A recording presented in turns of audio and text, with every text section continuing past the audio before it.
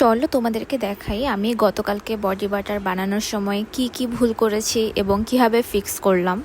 আসলে আমি 200 মিলির মতো বানাতে চেয়েছিলাম, কিন্তু বানানোর পর দেখি যে এটা 170 মিলির মতো হয়েছে।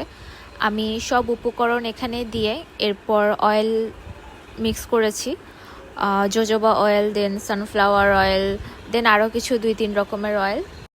তারপর সবগুলো উপকরণ আমি একসাথে মেল্ট করে নিয়েছি এবং মেল্ট করার পর ঠান্ডা হওয়ার জন্য ফ্রিজে রেখে দিয়েছিলাম। ফ্রিজ থেকে বের করার পর যখন এরকম একটা সফট টাইপের টেক্সচার হয় তখন আমি এটা বিট করে নিব। হুইপ করার পর যখন এরকম একটা টেক্সচার আসে তখন আমি কালার মিক্স করে জারে ভরে নিয়েছি। তবে এখানে আমি একটা ভুল করেছি, আমি ভেবেছিলাম যে গ্লিটার দিলে আর একটু সুন্দর লাগবে, কিন্তু গ্লিটার দেওয়ার পর আমার কাছে কেন জানি খুব মেসি মনে হচ্ছিল। তাই পরে আমি স্প্রিঙ্কলগুলো উপর থেকে তুলে পুনরায় জারে এগুলি ফিল আপ করি, যার কারণে কালারটা চেঞ্জ হয়ে যায়।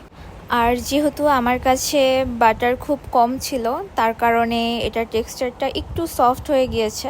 আমার আগের বারের টেক্সচার কিন্তু আরও বেশি হার্ড ছিল, কিন্তু যেহেতু আমার ইমার্জেন্সি 2টা অর্ডার ছিল তাই আমাকে যা ছিল তা দিয়ে বানাতে হয়েছে। আপনারা আমাকে জানাবেন কোন কালারটা ভালো লাগছে, এখনকারটা নাকি আগে যে এই ক্রিম কালার অ্যান্ড পিঙ্ক কালারের কম্বিনেশন ছিল সেটাই ভালো ছিল। Thank you for watching.